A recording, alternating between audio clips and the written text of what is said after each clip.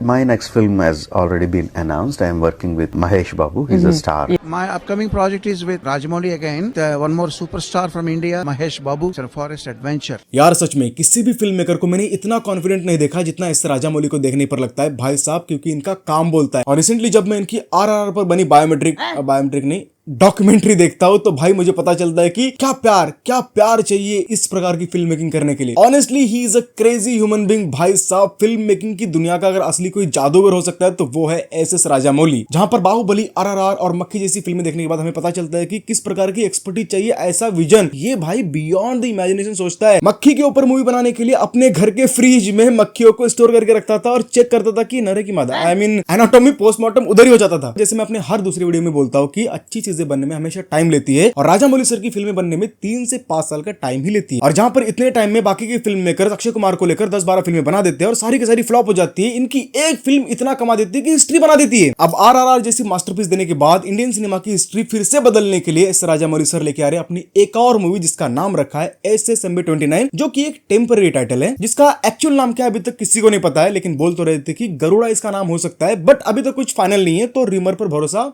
कमी करने का। बट भाई साहब जहां पर आरआरआर को रिलीज हुए ऑलमोस्ट 2 साल होने को आ रहे हैं और अभी जाकर SSMB29 स्टार्ट हो रही है। मतलब 2 जनवरी को आज इसकी पूजा सेरेमनी थी, मुहूर्त। मतलब पूरे के पूरे 2 साल लगा दिए बंदे ने इसकी स्क्रिप्ट फाइनल करने के लिए, कास्टिंग फाइनल करने के लिए, साथ में प्री प्रोडक्शन करने के लिए। वैसे आज तो इसका सिर्फ मुहूर्त हुआ है, लेकिन अप्रैल 2025 से इसकी ऑफिशियल शूटिंग शुरू होगी। जहां बोल तो ये रहे कि ये मूवी 2 पार्ट्स में बनने वाली है। यस, 2 पार्ट्स में, और 2028 में इसका पहला पार्ट रिलीज होगा, 29 में सेकंड पार्ट। मतलब सिंपली हम बोल सकते हैं कि आरआरआर के बाद अब एस राजामौली फिर से बाहुबली बनाने जा रहे हैं। लेकिन इस बार जो बजट रखा है ना भाई साहब, वो सुनने के बाद आपके नीचे से आसमान गुजर जाएगा, नहीं मतलब धरती खिसक जाएगी, जो भी है निकल जाएगा। 1000 करोड़ का बजट है भाई साहब। ये क्या सुन रहा हूं मैं? यस, आपने बिल्कुल सही सुना। इंग्लिश में बता देता हूं, 1000 CR बजट इज दिस।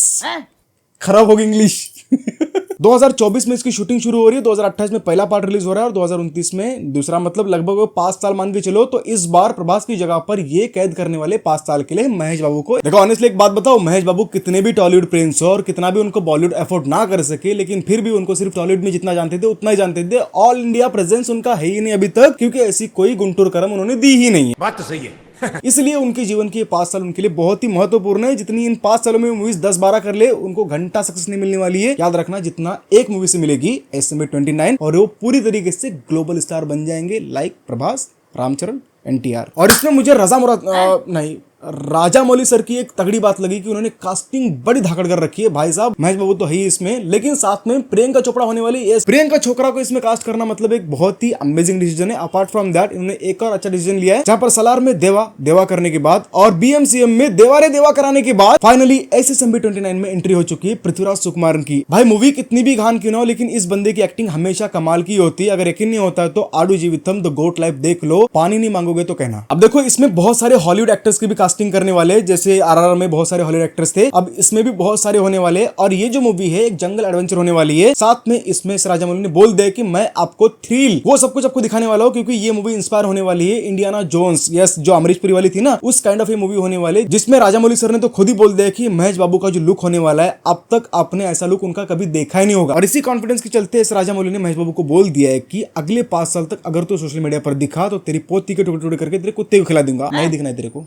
बिल्कुल नहीं दिखना है। वैसे भी वो कहां दिखते यार ज्यादा। कि राजामौली सर ने महेश बाबू तक को बोल दिया कि तू इस कैरेक्टर में आने के लिए पहले वर्कशॉप कर, वैसी फिजिक मेंटेन कर। राजामौली तो उसको डायरेक्ट करेंगे, लेकिन इसकी जो स्टोरी लिखी है उनके बापूजी KV विजेंद्र प्रसाद ने लिखी है। अब देखना है कि दर दम दम के बाद इस बार हमें राजामौली सर कौन सा म्यूजिक सुनाएंगे, क्योंकि इसको म्यूजिक दे रहे MM क्रीम। देख लेना, जब भी ये आएगी ना, छाती ठोक कर बोल रहा हो, ये इंडियन सिनेमा का तख्ता पलट देगी। राजामौली ठहरे एक आर ऐसे और 2 आर है राजू हिरानी और एक आर राकेश रोशन। ये ट्रिपल आर ना भाई साहब बॉलीवुड का तख्ता पलट देंगे। और ऐसी तख्ता पलट देने वाली एक मूवी और आ रही है जिसका नाम है क्रिश 4, क्योंकि 10 साल लगा दिए इसकी स्क्रिप्ट लिखने में। कब आ रही है इस वीडियो में मैंने बता रखा है, दोनों में से कौन सा जाकर देखो। और अगर पसंद आया तो कुछ नहीं करना, डू सब्सक्राइब। मिलता हूं वीडियो में, मैं हूं अजय कुमार, बाय।